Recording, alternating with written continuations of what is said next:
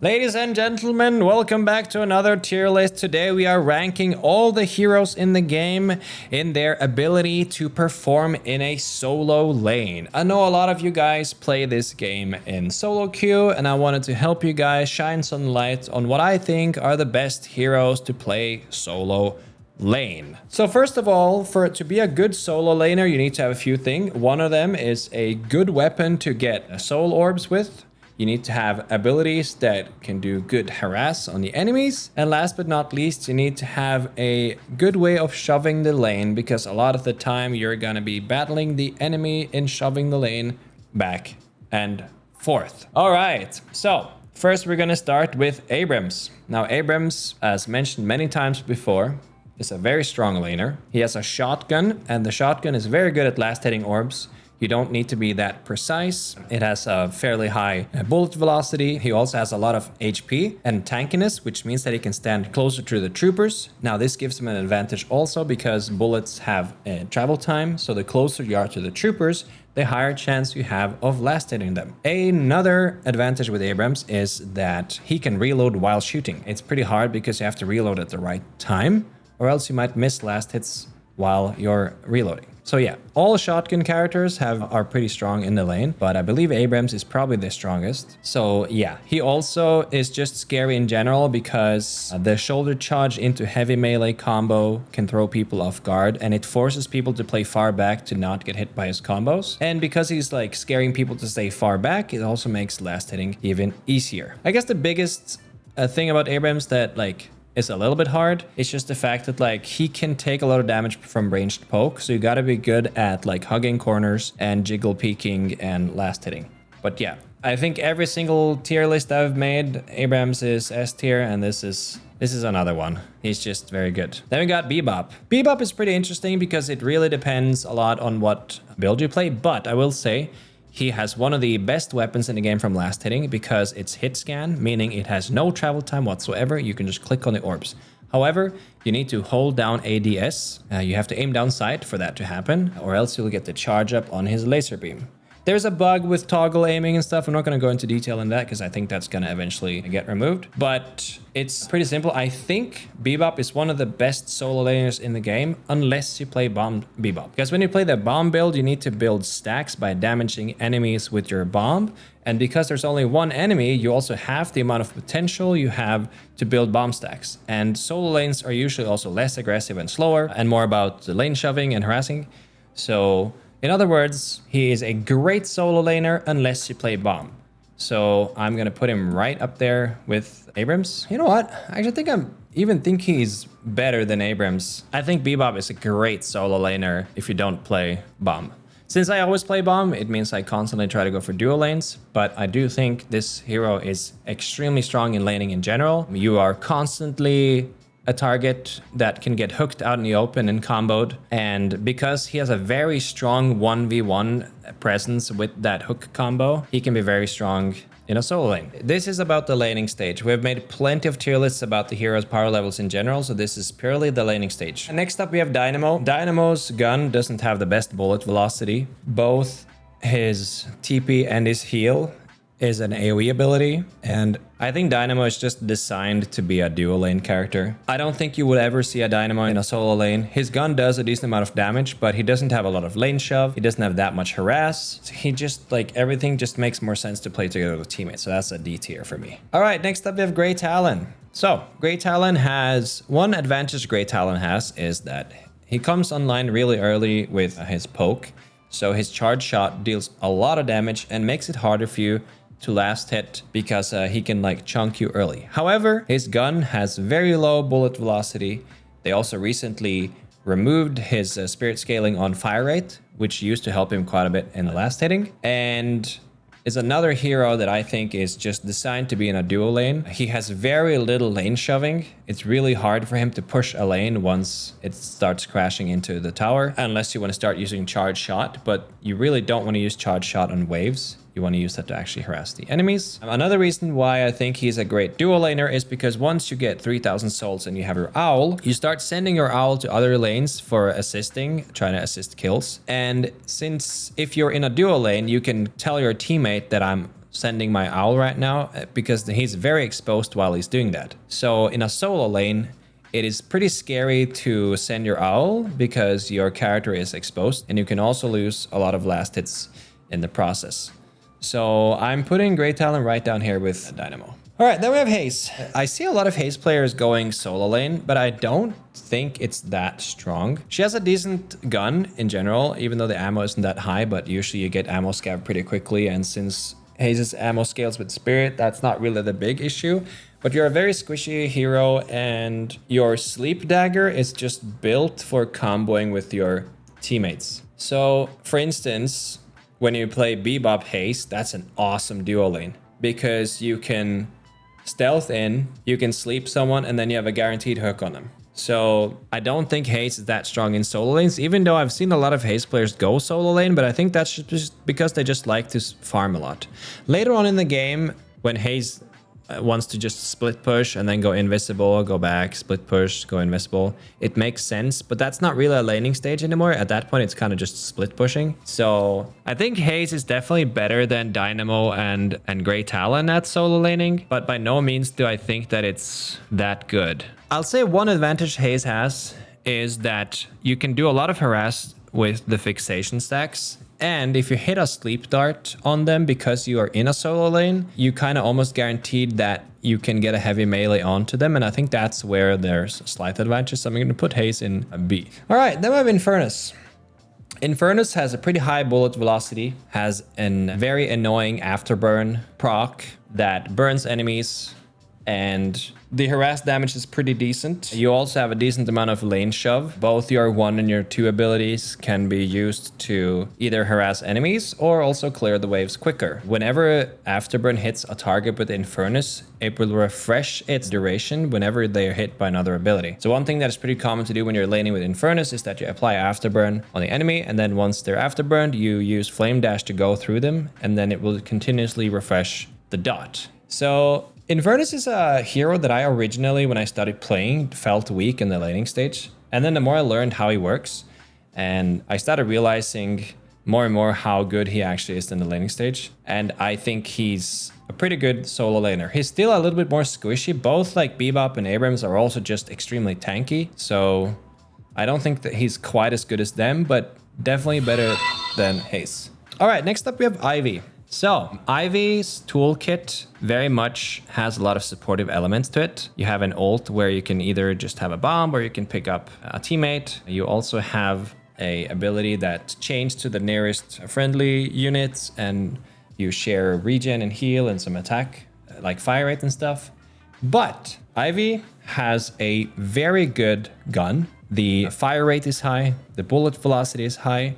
You also have a insanely good ability in the laning stage, which is Stone Form. Not only does it heal yourself, it also turns you immune and it stuns the enemy, which means that you can disjoint so many different abilities, and it's a great tool in a 1v1. So I actually think that Ivy is a really, really good solo laner, even though most Ivy players don't want to play solo lane. But you also, if you get early monster rounds on Ivy, you can really shred towers too. I think like Ivy's gun is just really strong. And most people don't play gun builds now. And of course, like as the game progresses, there's like, it matters a lot what type of build you go. But I definitely think that Ivy is just an incredibly strong laner in general. There's so much stuff you can dodge with Stone Form. It makes the 1v1 potential pretty good. And you still are able to clear waves pretty quickly too with Kudzu Bomb. I'm gonna put her right behind Infernus. All right, then we have Kelvin. So a few things about Kelvin is that he's absolutely a good 1v1 character. They recently made a change to his beam where it also now last hits orbs. So that gives him an advantage. But his gun has a pretty slow projectile, and that is very detrimental in a solo lane. When you're solo laning and your gun doesn't have a very high bullet velocity, it forces you to play far forward. It forces you to play aggressive because you almost have to like harass your enemy out of the lane before you can start last hitting. And Kelvin is definitely one of those where you kind of just have to put a lot of pressure on the enemies to be able to get your last hits. And that's also why you mostly see Kelvins in duo lanes. Kelvin has a lot of slow. You can slow both with the grenade and with the beam, and he also can traverse to other lanes very fast with his Ice Walk. It just seems very logical to me that he functions as a dual lane character. I will say though, like he has like a pretty good like fight dueling against an enemy hero. He has a pretty high success chance against a lot of heroes, especially when he gets his ult, because once you're in that dome, it just heals him and he kind of out-tank the enemy's damage. But he usually falls behind on farm, and that's why I'm putting him in B tier. All right, next up we have Lady Guist. Lady Guist has some of the strongest harass in the game. She can constantly spam her grenade. She can constantly spam her malice together with the grenade.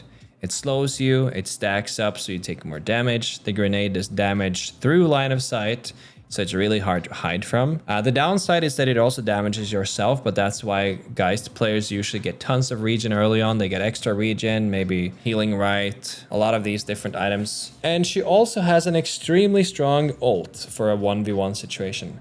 I think Geist is probably one of the strongest 1v1 heroes in the game. She can silence the enemy when she upgrades her life-sucking ability as well. And she's just overall designed to be really strong in a 1v1. Her gun has a pretty decent bullet velocity. It's not great, it's not terrible. It's a little bit slow, but it doesn't feel too bad to last hit with. But I think where she really shines is how much she can harass opponents. And I definitely think that she is stronger than Infernus and Ivy. I think I'll put her right at the top of A. The reason why I'm not putting her in S is that I still think that she doesn't farm as well as Abrams and Bebop does. That's like the disadvantage, because the thing is that it doesn't really matter if you kill the hero in your lane unless you're out farming them. So Geist does a ton of harass, but you might lose some last hits because of it, because the gun animation isn't the absolute best. But yeah. All right, then we have Lash. Lash has a very strong gun. He doesn't have the greatest lane shoving ability. He has some of the highest DPS guns in the game. That's definitely an advantage. He needs to reload fairly often, but I don't think he's a bad solo laner. The thing about some of his abilities is that it takes a little while for them to kind of come online. His grapple has like an extremely long cooldown in the beginning, so it doesn't really do much for you in the beginning. You mostly just use it to get away. He's okay at last hitting, but he also has Flog. So a very common thing now is that people skill up Flog first, which has lifesteal, so that gives him some sustain. But I think that he's not necessarily that great in a 1v1. His like toolkit very relies on very specific scenarios where you, like, for instance, he's great at ganking. You get like very high up in the air and then your ground stomp does more damage, or you can ult people into towers or ult people into walkers and stuff. But as for like the regular laning stage, I don't think he's like some of the strongest laners. I don't think like you don't get to do that much with his abilities early on. Lash isn't bad. I think he gets a lot of bonus points because his gun is good, but I feel like the rest of his toolkit doesn't necessarily favor being in a solo lane that much. He can combo his abilities with a lot of other heroes' abilities, and his Flog hits multiple targets as well. So I think he's also in the B tier. I still think he's better than Haze, to be honest. Is he better than Calvin? Actually, yeah, I think he is. I actually think he is, yeah. Next up, we have McGinnis. My opinion on McGinnis is that I think she's one of the strongest solo laners in the game. Not because her gun is the greatest at last hitting, but because she has insane pushing power. So whenever she's in a solo lane, it's really hard for the enemy to deal with all the turrets she puts up, getting walled off, and just running down the Guardian and basically speed running it down to the Walker. Her gun is still like pretty decent at last hitting, and when it builds up fire rate, it puts a lot of pressure. But the sheer amount of lane shove you have as McGinnis makes her great in a solo lane, because later in the game, that's what you're going to be doing a lot anyway most of the time, which is split pushing, and that goes both for the turret build and the gun build. I think there are very few heroes that can deal with like a decent or good McGinnis pushing. I actually think, yeah, I actually think I'm putting her right up there. I think if you die to a McGinnis once in a solo lane, you definitely lose your Guardian, and she's already on her way to the Walker, and it forces people to rotate. And her ult has a very low cooldown too, so if you go Spirit and people are getting like slowed by the turrets and shit, and then she just ults in the back. Do people rotate in your elo when you're about to lose Guardian? Oh yeah, because Guardians unlock flex slots, so you want to gatekeep the flex slots. All right, next up we have Mo and Krill. Mo and Krill is an interesting one because he has a shotgun,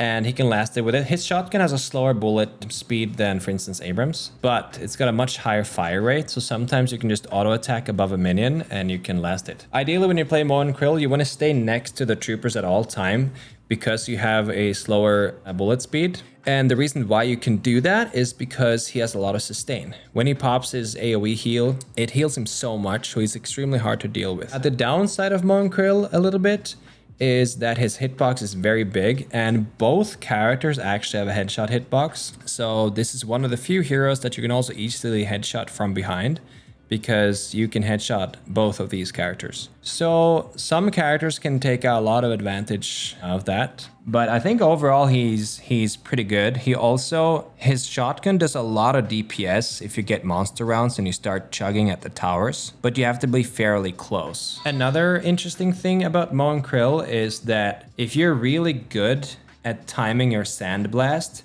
you can actually stop your enemies from getting last hits. So whenever you see that your troopers are low health and are about to be last hit, you can sandblast them and they get disarmed for 1.5 seconds, and that can be enough for them to lose farm. So I think that's pretty good. So I think that like the biggest challenge with MOBA Krill is just to get around the fact that you are very chunky. You have a big hitbox, and a lot of heroes can take advantage of that. And you don't deal a lot of harass damage to the enemy unless you get up close. So I think I'm gonna put him here. His large hitbox just makes it a little bit hard sometimes, but he's definitely a strong solo laner. His ult is like a very good 1v1 ability as well. But yeah, his hitbox and his range on his ability is very susceptible to getting harassed. So yeah. Next up we have Paradox. Paradox is an interesting one because you have some combos that are great in 1v1. You have kinetic carbine for harass, and you can also hide behind our wall. The gun is pretty decent at last hitting too, but I really do feel like Paradox makes more sense in a duo lane. A lot of the abilities feel like they slightly have more supportive elements to them, especially in early game. Like if you use the carbine together with like other abilities that other heroes have, then I don't know. I feel like Paradox is a really strong duo laner. So Paradox's main role is kind of like a supportive, like displacer, silencer. I don't think like she's that great in lane. Her carbine does a lot of harass, but I really do think that she is a duo laner. I don't think I've ever had a lot of issues like solo laning against a Paradox, because her kit doesn't feel like it comes online that early. Like maybe she can like swap you around and dance around the wall a little bit, but I think I'm putting her here, I think. Actually, I'll put her next to Lash. I feel like they kind of are like similar. They have a similar type of gun, and their abilities kind of like come online a little bit later. Next up, we have Pocket. Pocket has a shotgun, and the shotgun is great at last hitting, great at harassing. Recently, they nerfed the fall off range a bit on Pocket's gun, which makes sense because it's a shotgun and not a sniper. The nerfs didn't really do that much in my opinion. They just like made the range potential slightly lower, and that you need to upgrade Barrage before you get the big radius on it. But Pocket is extremely strong. You can iframe abilities with the suitcase. You can get out of almost anything. There are so many ults you can dodge with just the press of a button. And yeah, I think I'll just put Pocket right there. I think Pocket and Abrams are the two heroes that have been S tier in almost every single tier list. They're just so good heroes, both of them. Like everything they do is so good. The laning stage is good. The team fighting is good. The tankiness is good. The ability to dodge abilities is good. Well, I've said it before. I just think Pocket's OP. Sorry, have to say it. All right, next up we have Seven. Seven has really good wave clear. The ball is really, really good at pushing waves fast, meaning that if you're solo laning, what you can do is you can shove the lane really fast, and then you can rotate to a nearby jungle and farm very fast like that. You also have a point and click stun, which there's very few point and click stuns in this game, so that also is pretty good. Seven's gun isn't the absolute strongest at last hitting and stuff. I just think because you have a point and click stun, you are very favorable in a 1v1, and as soon as the stun lands, you can put your ball on them right after and do quite a lot of damage. I think the downside of Seven is that you don't really have any self-sustain. You don't have any sort of like healing or anything. You're a little bit squishy, and you don't have any like immediate dodging. So for instance, Ivy can instantly stone form. Pocket can instantly suitcase. Abrams can instantly charge away. Bebop can instantly uppercut someone. Infernus can instantly flame dash. All of these heroes have some sort of tools to like instantly deal with getting out of trouble. 7 doesn't have any of this. 7 just basically all the abilities, they kind of like either you charge up your gun so your gun, like shots do more damage, or you do a point and click stun but it's delayed, or you throw down a ball. So I think that's the biggest issue with 7. I still think he's a very good solo laner, but not quite up there with the other ones. I think he's at the top of B tier. And then we have Shiv. I know how much you guys love Shiv. Interesting thing about Shiv is that for the longest time, the dagger build was like really popular, and then some like cooldown reduction builds were really popular. And then like a month or 2 ago, I made a melee Shiv build, and then people were memeing a lot saying that the melee Shiv build isn't really gonna work in high elo because people can just parry. But guess what? Now people are just playing melee Shiv in tournaments, so I guess we were all wrong. Because I genuinely think that originally the build was made as a meme, but we kind of slowly just realized that it's actually pretty legit. And I've seen that a lot of you guys are using it. I've seen it on the YouTube comments, on the Twitch comments, so I appreciate that. So feel free to check out that build if you haven't already. The reason why I'm saying all of this is because Shiv has a huge variety of builds that make him really strong. You can play melee, you can play dash reset, you can play dagger, you can play gun. I think gun is probably the weakest one, but they all work. Shiv has the dagger spam that does a lot of harass. He has a shotgun similar to Abrams where you can last hit really easily. And he also has a gap closer with dash, and his ult is another gap closer. He's just a very strong 1v1 hero. One disadvantage he has compared to Abrams is that he cannot reload while shooting. So Abrams can still last hit while he's reloading because it reloads 1 bullet at a time, whereas Shiv has to reload his full mag and it's a much longer reload time. But in general, it's really hard to go 1v1 against Shiv. And the thing is that it's not just the fact that a shotgun is really good at last hitting orbs, but it's the fact that if it's a character that's a shotgun, they usually have a lot of good close combat abilities too. So let's take Shiv for instance. If you walk close to a Shiv, he's gonna dagger you. And if you're within dash range, he's gonna dash to you as well, and it does a lot of damage. So when you're playing against a shotgun character, you generally want to stay far away. However, when you stay far away from a shotgun character, it means that they have another advantage over you in last hitting, and that's the fact that they're closer to the trooper, because most heroes have bullet travel. So it's the same issue as when you're laning against a Pocket and an Abrams, that you want to stay far away, but then you also are going to lose even more last hits. So yeah, I think that Shiv is also right up here. You know, I actually think he belongs here. These are all the shotgun Andes. Both of these guys are very tanky. They both have a passive that makes them even more tanky. Abrams heals over time, whereas Shiv reduces the damage it takes over time. So both of these are just really strong. And it's also like the thing about Pocket, for instance, it's that it's a little more skill based because you can dodge abilities and you can like TP out and you can do stuff. But with Abrams and Shiv, it's much more like cookie cutter. It's kind of just like press your buttons and to get your last hits and just run up to them and shoot them a little bit. It doesn't require you to think that much. It's a little bit like Ooga Booga playstyle. But Shiv is fun to play, so I'm not blaming people for it. But I think he is one of the strongest heroes in the game right now. All right, next up we have Vindicta. Vindicta is not very strong this patch. She received a lot of nerfs. She does have a pretty good gun, like she does good damage long range. She can last hit pretty well, but she doesn't have a lot of wave clear. And her stake ability is like really good for comboing with other heroes. Whereas like heroes like Shiv, they can kind of just like solo supply their abilities with themselves. Same with Bebop. You can hook, uppercut, double bomb, all that stuff without the help of anyone else. I feel like Vindicta is more so designed to be a dual laner, also because she's very squishy and she only has 2 stamina bars. So I do think that in a lot of cases when you're solo lane with Vindicta, if you get caught out, you will die. There's just no way around it. And the reason why this is important is because that sometimes the lane is pushed up. And this is something you need to remember, is that in a lot of solo lanes, it ends up being like a lane shove versus lane shove battle. So for instance, the Shiv or the Abrams will run up and he will like melee every single creep, so he knows that he gets the last hit, because then you don't have to shoot the orb. and then the troopers start crashing into your tower. So now you're forced to lane shove back. So for instance, when you play Vindicta against something like a Shiv or an Abrams, you cannot really push past the bridge because it's going to be not that hard to kill you. You do have flight to get away, obviously, but you are going to miss out on last hits on it. So sometimes you want to just try to freeze the wave just outside your tower. It's like a common strategy in games like Dota and League as well. If you know that the other laner is better in a 1v1 fight, you just try to freeze the lane right outside your tower and not get it shoved either way. Because if the lane shoves too much in your tower, then you're forced to kill the troopers quickly, and then your lane is going to shove back the other way. So sometimes it is actually not beneficial to let the troopers get into your tower, because then you clear the wave too fast. Sometimes it's actually more beneficial for you to clear the wave slowly. Just focus on getting the last hits and getting the denies.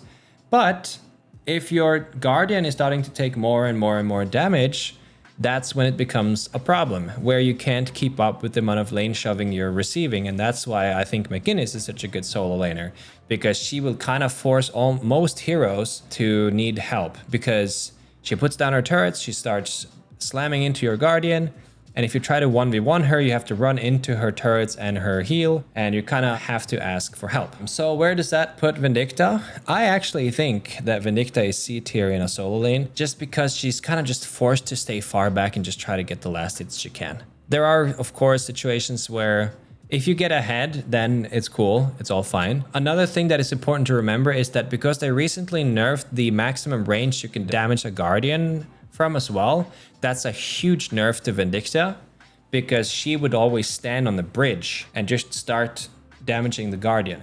Now you have to go all the way up to this top of the stairs and even a little bit further in to start damaging the Guardian. That's just a position you never want to be in as Vindicta, which is why I think she's not a great solo laner. I think she's great in a duo lane where she has someone else who can follow up with her stake and also be like a frontliner. Like, for instance, Abrams and Vindicta is a good lane. She tosses her stake, and that guarantees him to hit his shoulder charge. And then while they are stun locked by Abrams, she also has free reign in the air, can also hit an easy ult. All right. Then we have Viscus. First of all, I think Viscus is just like such a skill-based hero that sometimes he can be hard to place in a correct lane, in like a good or bad lane matchup. One thing about Viscus, if you guys didn't know, is that Viscus has the exact same gun as Kelvin. It's just a reskin. Has the same bullet speed, the same animation, it's the same gun. The big advantage of Viscus is a few things. One of them is his cube. It's just like Ivy's stone form. You can use the cube to dodge damage. It also heals yourself, makes your lane sustain much better. The other thing that is interesting is how low the cooldown is on Viscus's ability. So Viscus has extremely low cooldown on his abilities. The splatter and the punch are both fairly low cooldown. So you can use the punch to punch people out in the open. For instance, if you land a punch on the stair, it pushes them forward as well. And you have a lot of harass. In a way, it's a little bit similar to how Lady Guist works as a solo laner, where you don't have the greatest gun to get last hits with, but you have a lot of harass damage. However, Lady Guist has a much higher bullet speed. So I think that Viscus is definitely a good solo laner, and not as good as these ones because the gun just simply is worse at getting the last hits. But I think that Viscus belongs somewhere here, I think, in my opinion. The gun is pretty hard to get good last hits with, just like Kelvin's gun. But when you're in a solo lane, sometimes you just want to like constantly try to spam abilities on the enemies to like keep them low enough so that they can't aggressively last hit. And if you're going to win the farm in a solo lane as Viscus, you don't do that by just standing still and trying to deny and last hit orbs. You do that by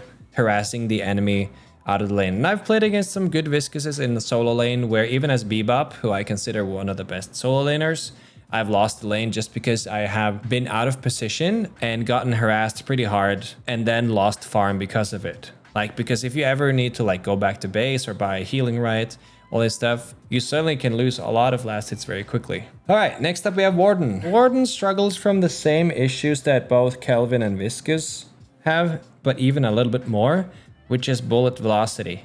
I believe Warden has one of the slowest bullet velocities in the game. And I feel like Warden is another hero that is designed to be in dual lane. Until he gets slowing Hex, you're almost never gonna be able to catch someone with your cage in a 1v1 unless they screw up. And by screw up, I mean sometimes you accidentally use a lot of your stamina on your rolls or double jumps. So when you're laning against a Warden, you gotta make sure you always have 3 stamina available at any given time, because after they buffed the range and duration of the cage, it's actually a buff to him because you run out of stamina and you have further to go. So whenever he catches you in a cage, you usually have to do a jump dash into a dash slide to get out of it. And that is pretty hard to do in a 1v1 with Warden until you get slowing hex. He does have a short cooldown on his alchemical flask, which is a pretty good harassing tool. But I think this is another hero that isn't meant to be in a solo lane. And the same goes for his ult too. You're not going to have a lot of value for his ult in a solo lane. It's pretty much in the current meta, it's pretty much an ult that only comes online after you get Majestic Leap and you start ganking. And I just feel like this hero just comes online whenever someone has some sort of crowd control that can set you up for his cage. You can do a stake into a cage. You can do a ground slam into a cage. You can do a stone farm into a cage or a hook into... There are so many abilities, or even like one lane that me and Ziptai tried was Kelvin and Warden. You would just like ice beam and cage them and they just can't get away. And it's really funny, and they're both tanky as well. One thing they did change recently was that now his flask removes 1 stamina on the first upgrade instead of the second, so that gives him more freedom in his upgrade paths, and it like makes it easier to hit the cage earlier on. But I think he belongs here with Vindicta. I still think he's a little bit better than Vindicta, even with the slow bullet speed, because he is a little bit more tanky and he can like pop his shield and movement speed. He can toss his alchemical flask and stuff. But yeah, I don't think he's a great solo laner. All right, then we have Wraith. Wraith is a hero that kind of has the whole package for a solo lane. You have a very short cooldown card spam that not only does a lot of damage to heroes, it also does a lot of damage to troopers. You have an ability to teleport out of trouble if you get ganked, because when you play solo lane, you will have to accept that you will be getting ganked a lot. She has a pretty good gun, a pretty big clip size. She also has push power similar to McGinnis, because when she presses her aura, it also gives fire rate to the enemy team. She also has one of the best 1v1 ults as soon as she hits 3,000 souls, and is overall just a very oppressive solo laner. I think in a lot of games, as soon as you have a Wraith, you kind of just send her to the solo lane because you know it's going to be a decent matchup in most cases. To me, Wraith is definitely very high up there in the solo lane. There's very few heroes who have more kill potential as soon as they hit 3k souls. The last hits aren't necessarily that easy as with like Bebop or Abrams or Shiv or something, but the whole package, there's very few heroes that can aggressively last hit and play the lane against a Wraith once she hits 3k, and she can snowball pretty easily off of this, and I think I'll put her here. All right, then we have Yamato. Yamato got nerfed quite a lot recently, but she is also another hero that is extremely strong in solo lane. Her last hitting ability is pretty good. She's one of the few heroes that has an alternate fire that also can hit people around corners. So if someone's like hiding behind a box or something, you can right click and force them out of cover. And it has no cooldown. It just uses up 2 ammo. And people who are really good at doing this are so hard to lane against. I think Yamato is one of the heroes I struggle laning against the most. The downside of Yamato is that she doesn't really have any sustain other than that she gets some lifesteal from her sword slash thingy. She has some gap closing ability, and the hitbox on her charged ability is insane. Like, there are so many times I'm like, okay, she can't hit me now, and it still hits me. Like, I swear it doesn't make any sense, and it does damage around corners whatsoever. It's just crazy. And once she hits 3,000 souls, she can also easily tower dive you because she has 4 seconds of immunity and 4 seconds of, not only that she can't die for 4 seconds, but she can't get stunned either or displaced. So the reason why this is very important is because you can dive into the Guardian and you don't have to worry about being hit by the Guardian's heavy melee and knockback. You can just like get in there and kill them. I think the biggest downside of Yamato now is just that she's not as strong as she used to be because of all the nerfs. I still think she is a great solo laner and has a lot of harass, but she doesn't have the same sustain as like Ivy, Mo and Krill, and Guist. But I still think that she belongs probably here, I think. I still think she's really good. The reason why I'm not putting her in S tier is because she's also a weaker hero overall right now. And then the nerfs did affect that a lot. And she by no means has like the same amount of solo lane potential as like some of these heroes up here, in my opinion. All right, then we have Mirage. Mirage is the newest hero in the game. Mirage has one very unique feature, and that is that when you apply the debuff from his passive, it doesn't matter how far away they are. Another interesting thing about him is that his ult is global. You can teleport to any friendly or enemy hero. The cool thing about this is that you can do some surprise attacks where, for instance, let's say that as soon as you hit 3,000 souls and then the enemy kills you, you can spawn and instantly teleport back and trade. And that trade would usually be in your favor because you would also get some comeback souls. His gun is pretty decent at last hitting. He has a lot of harass. He has a tornado that is also great at, you can also use his tornado to disjoint a Wraith ult, a lot of stuns, and he's a pretty strong 1v1 character. And it's pretty common to play Mirage in solo lanes, to be honest. For me, the biggest reason why I think Mirage is a pretty good solo laner is the passive. The fact that you can stand under your tower, or even if you're like pushing the lane, you can apply the debuff to someone who's really far away and it still scales up just as much. Anyone who's like laned against a pretty good Mirage have noticed how much poke he actually applies. So that combined with the fact that he has an ability similar to Ivy, where she can stone form out of stuff, he can also tornado stuff, means that he's harder to gank. He can disjoint a lot of projectiles. And he also has his Scarab ability to give him bullet evasion and also steal some health. So I think we put Mirage right up here behind Ivy. I still think that some of these heroes are stronger overall. Also because I don't think that Mirage is that strong of a hero personally. I know some people disagree with me in that, but yeah, I don't think Mirage is that good in general. Is he good in the solo lane? Yes.